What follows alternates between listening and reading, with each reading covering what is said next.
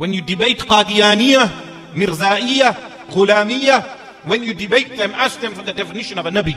Generally, when people debate them, they go into the discussion of the rising of Isa alayhi salam.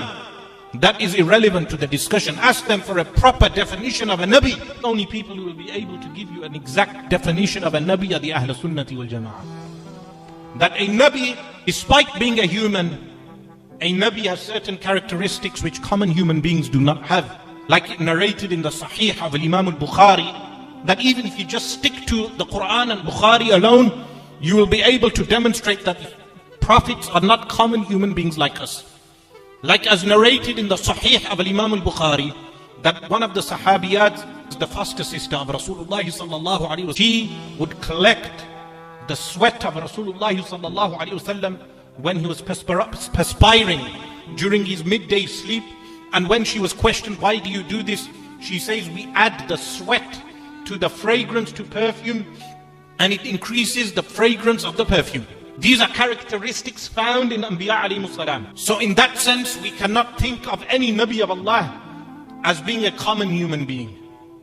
Anbiya alayhimus salatu wasalam are human beings. Anyone who denies their bashariyah becomes a kafir. Because the bashariyah, being from Banu Adam, is established from Quran and mutawatir hadith. But there are characteristics of the Anbiya alayhimus salatu wasalam that they are not like me and you. They are not common like me and you. They have certain characteristics which are unmatched by any other human being. That is just one example of the perspiration.